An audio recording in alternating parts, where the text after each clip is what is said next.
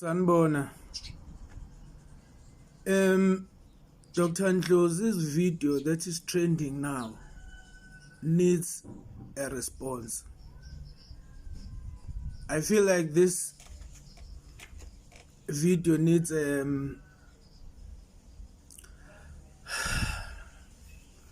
more perhaps calm response because it's actually misinformation. Dr. Ndlozi is misinformed. His whole framing and understanding of this issue is very disappointing, especially for someone with a PhD. You know, you would expect that if you have a PhD, you would have a much more broader analysis of issues, especially important and emotive issues like this. The immigration issue in South Africa, first of all, let's start there. But I'm speaking more as a township entrepreneur myself, or as someone who serves that market.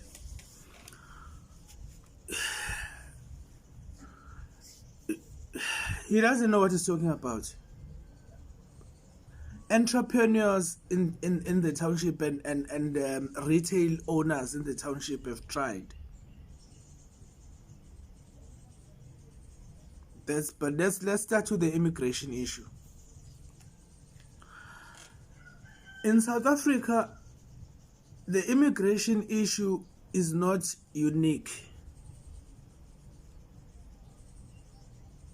Europe deals with it in its own way. They've elected right-wing political parties. That is why you have in Britain organizations like the Reform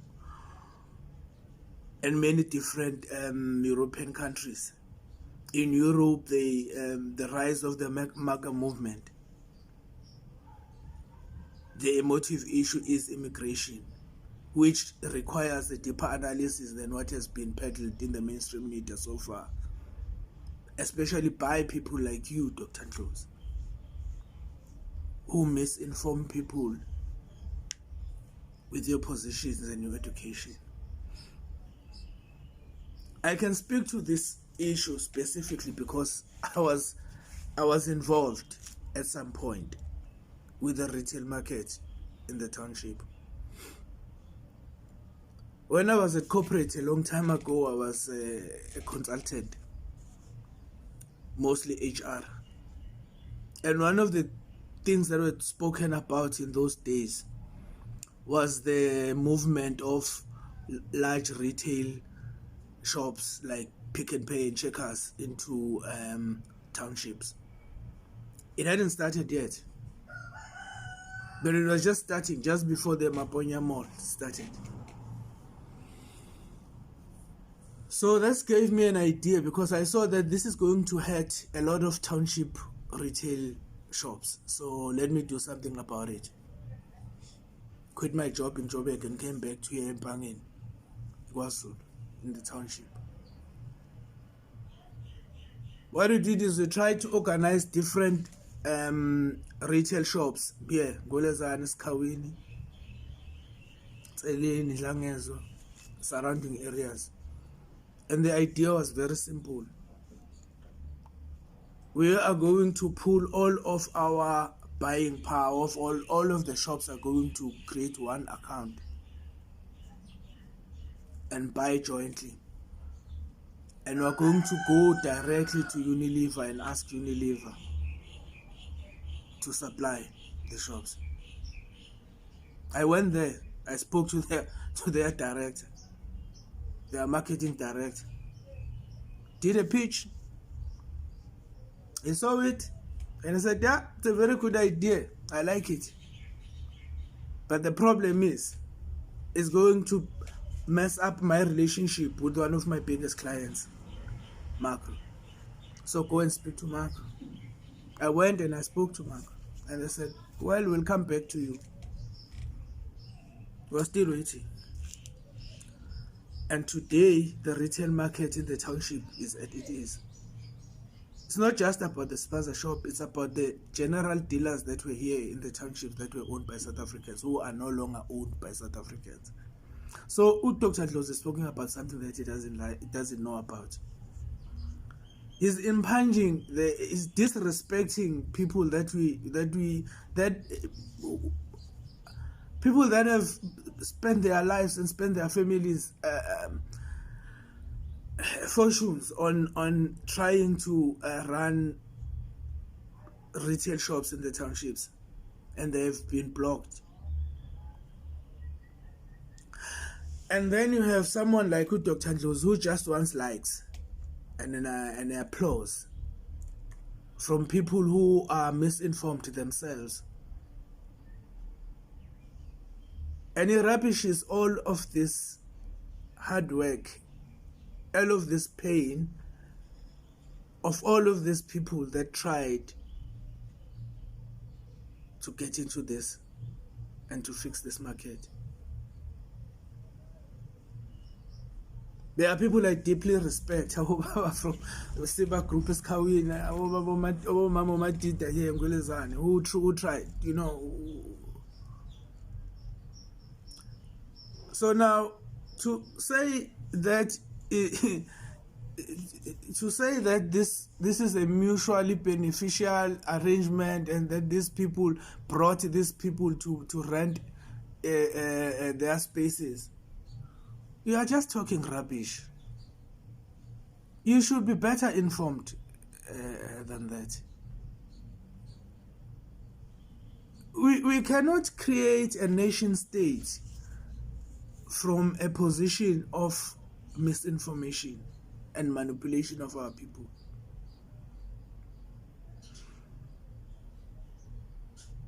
So I think that here we must accept, or at least understand, what it is that we're dealing with here. You know, my brother, this guy, he uses this thing called intellectual bullyism.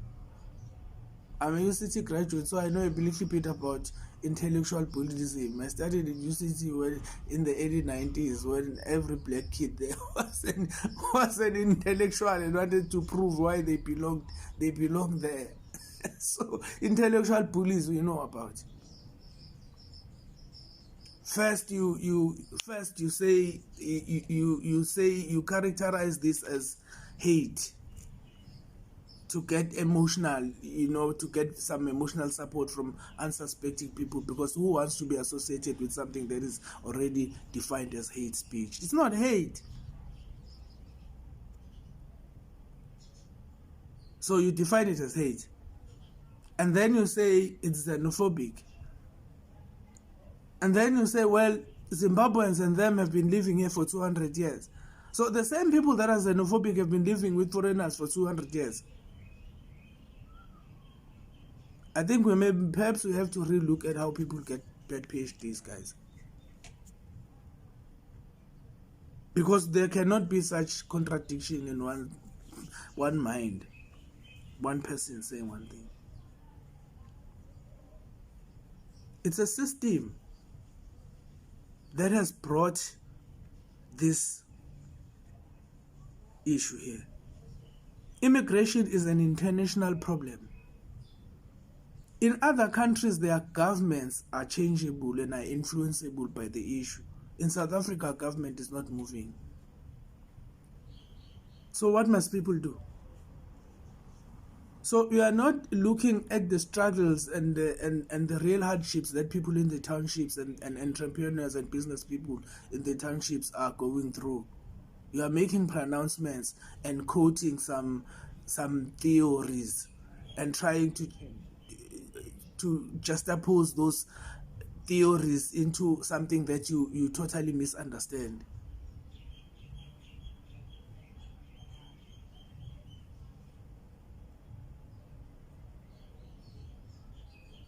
But perhaps maybe the fear here is not so much your blackness or black people, that or entrepreneurship or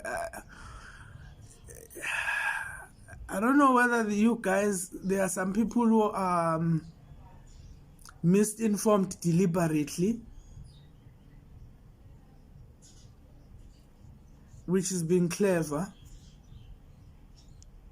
or they are just really misinformation peddlers, you know, like propagandists, you know, people who are paid to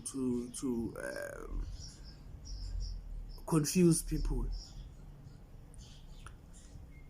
You cannot say that people that have been living with the same people for 200 years are xenophobic, and you cannot say that they are driven by hate.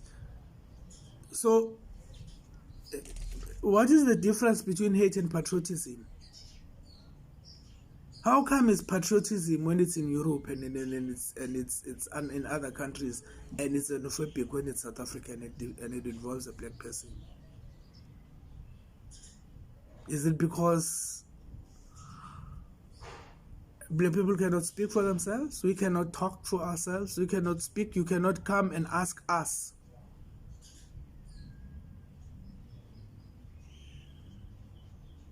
You have a problem with how other people present themselves. So you weaponize labels. Xenophobia, weaponize labels.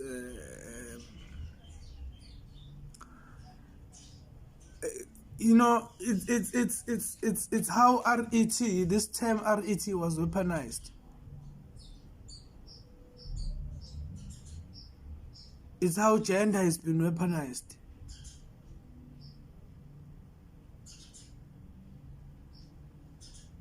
Let us have honest analysis of the issues, looking at different factors that influence people behavior. Let us understand the real motives and understand people's pains before we pronounce on them, before we mock them.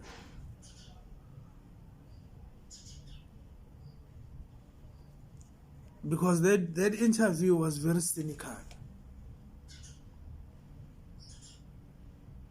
and disrespectful to so many entrepreneurs, so many black business people in the townships that are trying so hard to make it against a system that was designed against them.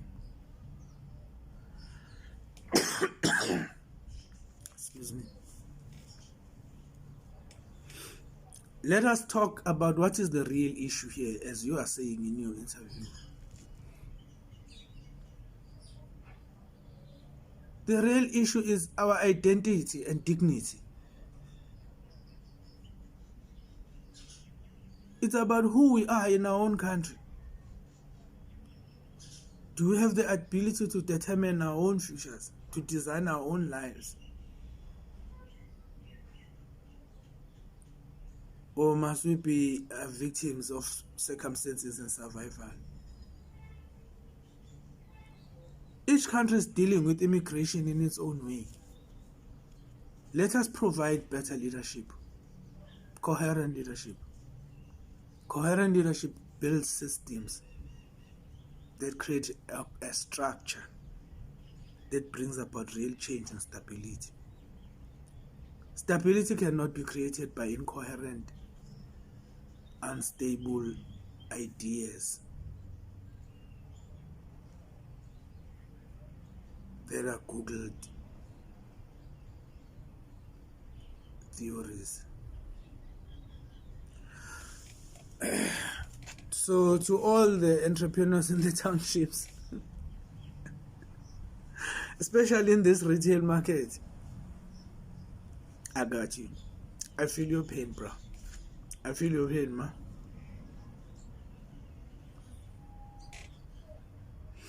Kuzulu. With or without our Dr. Ndlozi, it's going to work out for us at the end. Sure, thank you. I was such an idiot for believing in Dr. Ndlozi. I realize that now, and I accept my foolishness. Dr. Ndlozi doesn't care about South Africans. He probably cares about the rich ones. He obviously doesn't care about the lumpen radical ones. The fact that Dr. Ndlozi wants to intellectualize everything, even when it's not practical, is really unfair. The fact that Dr. Ndlozi prefers to call us xenophobes just because we are targeting undocumented people who are involved in criminal networks. I'm very upset. So just because we rent out our houses to foreigners who conduct tuck shop business means that we cannot legitimately be concerned about criminal elements within the foreign community in our country. Is this what Dr. Ndlozi says? Because he dismisses our concerns as xenophobic. And I don't know where he's been living in these past couple of years, because ever since foreigners came in South Africa, they have been treated right. They have enjoyed opportunities that were never given by their own countries. We gave that to them. Is it fair for such an intellectual to call us xenophobes after all we've done for foreigners in this country? This is why I say this man doesn't care about us, and I was an idiot for thinking that he does. And as for his intellectualism, look, I'm starting to have doubts in his intelligence. Not to say he's not intelligent, he clearly is. He has a PhD. But as a practical thinker, because theory, being a theoretical or a theoretical thinker and a practical thinker, different things. The man is obviously a theoretical thinker, and he cannot move past that realm. He cannot move from the realm of theory to the realm of practical reality. And I think this is how we ought to understand Dr. Ndlozi, and we should stop taking him seriously in our practical problems. Thank you. Alright, so I'm sure you've seen clips of this video. I'm not going to play any clip because people like saying, play the whole video, you clipped the wrong part, so just go watch the whole video. I'm just going to be reacting to it, right? So Mbuyiseni Ndlozi is speaking about March and March, speaking about the so-called xenophobia, speaking about tuck shops and willing participants, right? Now, none of this is new. Every one of those topics have been discussed. Why are people marching? Why don't they let the government do the job? Since when do we trust the government with anything? Why do we only trust the government when it comes to this? With everything else, you'll swear the government, this one must go out, this one must go out. But as soon as we say this one must go out, it's xenophobic. And I just hate how it is almost always the privileged politicians that always have to tell us about how we react, right? Because as soon as we protest, it is seen as hate. As soon as we take it to the street, it is seen as hate. But as soon as they do it, it's seen as revolutionary. Again, these politicians are just pacifiers, right? It seems like they were just put there into these places to avoid an unled revolution of some sort. Something similar to what we are witnessing now, something that the government cannot control themselves. It is as simple as the people shall govern, and you do not get to choose how people react, how people revolt. You do not. If you stay in some suburb, if you use private facilities, you do not get to say what people that use government hospitals, government facilities, and they have to compete, they have to stand in lines because of the oversaturation of these of these services, whereby now, initially there's a few million people that have been budgeted for, so there's a certain amount of doctors placed in those clinics. Now all of a sudden, if there's more millions of people that are unaccounted for coming into the country, these same amount of doctors are the ones that are supposed to be serving all these illegal foreigners, because they're not going to private hospitals, they're not using the same private schools that your children are using, or your families, or whatever. So good people, it will be very wise for us not to listen to politicians about this matter, because it seems like they are forced into this diplomatic pedestal where now they have to talk good about other Africans because we are seen as this, just because we live on one piece of land, we are brothers and sisters. And then he mentioned this concept of willing participants, right? Basically saying that it is South Africans that are giving away their shops or their tuck shops to these foreigners, right? And that's exactly what we are saying. That's exactly what we are fighting for. But as soon as we start pointing fingers at South Africans, you'll start running with this narrative of saying, yeah, as soon as they are done with foreigners, they'll come to South Africans too. It will not stop there. Oh my fucking God. Of course it will not stop there, because how many people are aiding these people? Who was watching Sizokuthola? Was it last night? It's Monday. Who was watching Sizokuthola? Sizokuthola, where by now there's a whole security and other members, I don't know where exactly that is. They are protecting this guy. He's hiding the drugs inside the facility. They are protecting this guy. Kuthiwa wabikile wena ama-drugs. Kukhuluma security ngaso isikhathi. And I'm thinking there, I'm like, so how many people, how many South Africans like the security guard actually exist? Where by now they are protecting these people because they benefit from it. Not because of the idea of Pan-Africanism, but because they benefit from it. Some way, somehow. And then, of course, they bring up the white monopoly capital. Trust and believe. Dismantling this, this broken immigration system is part of us dismantling the white monopoly capital. Trust and believe. You shall see. How many times have you seen clinics virtually being empty after certain protests from a certain group of people, whereby they say that, you know what, these undocumented people should not be using these services. Then all of a sudden the services are not strained anymore. Like, oh wow, we were correct all along. Yeah, sanibona makhanya ukamakhanya mfana mana udaba ke into esingeke sisexoxa ikhuluma isileyo mana mfana kithi mana ufuna ukuxoxela ngifuna uku-addressa lapha ubhuti lo abathi uNdlozi uNdlozi mhlambe mangathi Dr Ndlozi ngizobe ngiyamhlundla. No, ake ngu-address mfana kithi because you have already asked our attention, so we wish it has been granted. Mr Ndlozi, we heard what you said, ne? Ngizokuchazela ke mina what you are and why you are saying things like that. When we are just a failed experiment from the EFF. Yes, that's you. You are a failed experiment of the EFF, and now you are trying by all means to make your way back to the EFF at the South African expense.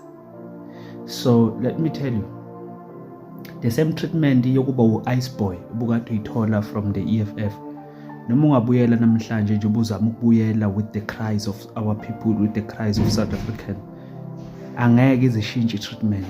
An ice boy will always be an ice boy. Uyayizwa indaba bhuti? An ice boy will always be an ice boy. Isabakubuka ngalo ikala lento ye-EFF nidelela ama-South African nomkhulu uJacob Zuma. Yisa bazokubuka ngalo noma usuzama ukubuya. But okubuhlungu awubuyi wena nje ufuna ukubuya with our pain. Ufuna ukubuya at our own expense as South Africans. Ufuna ukubuyela ku-EFF at our own expense. That's not going to happen, Papa, ne? That's not going to happen. When we are just a failed experiment from Julius Malema. So now we are trying to buy his love at our own expense. It's not going to happen. It's not going to happen. Try next door. Try. Mhlambe nina niye esikoleni naziqale nabizwa ngo-Dr. Nidakelwe emakhanda ama-South African. Nidakelwe emakhanda ama-South African. Waqala umuntu wayesikoleni wa-university wabuye sekabizwa ngo-doctor. Ubuye azodakelwe emakhanda ethu. Chief, we are what you are because of this country. The freedom our forefathers fought, and the freedom of our forefathers that fought in enemy emisi representayo neni interpretayo. Ngeke sinivumele Ndlozi, ngeke. Kagogo Zola mfana kithi, Kagogo Zola. That's not going to happen. What you need to do, sit back and enjoy being left in the cold by the EFF. Enjoy that. Stop irritating us with your cries. Wigwala unjalo. Wasaba omnye umfana lapha ekubhulisha kuma social media, ekubhulisha kuma news room, ekubhulisha kuma ANC eko SABC. Wigwala lo mfana, uyivaka. Ufuna ukutshela uyivaka le ndoda esingazi ukuthi lingavuka namhlanje kuthiwa livikela umkayo, livikela izingane zalo. Uyivaka lo mfana. Usabe enye indoda.